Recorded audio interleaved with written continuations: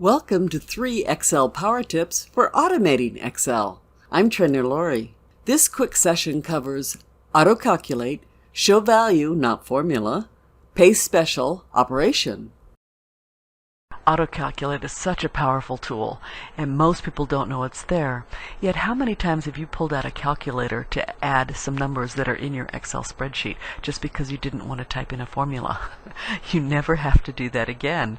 All you have to do is select the different cells that you want to average, count, sum, you choose. But how do you turn it on? Right-click on the status bar. So if it's not on by default, you can turn on any of these. And that includes numerical count, minimum, and maximum as well. But remember, the trick is to select multiple cells, otherwise it won't show at all. Here's another great AutoCalculate option, and this is the formula bar calculator. For example, in my formula bar, I have this formula, B4 plus C4 times C1. But I just want the answer to appear. I want to know what the answer is. I don't want to have the formula show. I want to see what the value is. So don't hit enter. When you're done, instead hit F9. When you hit F9, it will show the value, not the formula. And in that case, you have used your formula bar as a calculator. Here's another great way to do calculations very easily, and this is Paste Special. Now I know you've used Paste Special before because you want to paste formatting, you want to paste column widths, things like that. So you've probably used the top part of Paste Special. And so you know to right-click when you paste and use Paste Special.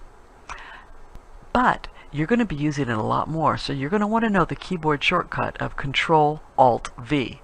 Now you know Control-V is paste. Control Velcro, but if you throw the Alt in there as well, then it will open up Paste Special.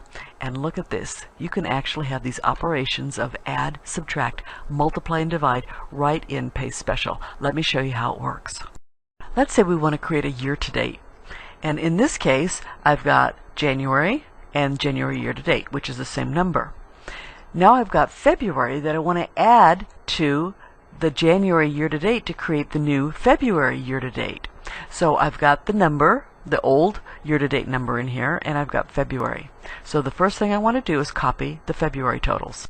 I copy the February totals, and when I go to paste them, I paste them over the year-to-date totals that are already there from January. But instead of pasting, I'm going to use that Control-Alt-V and use the operation add. When I do that, it automatically adds what was in February added to what had been the year-to-date totals from January.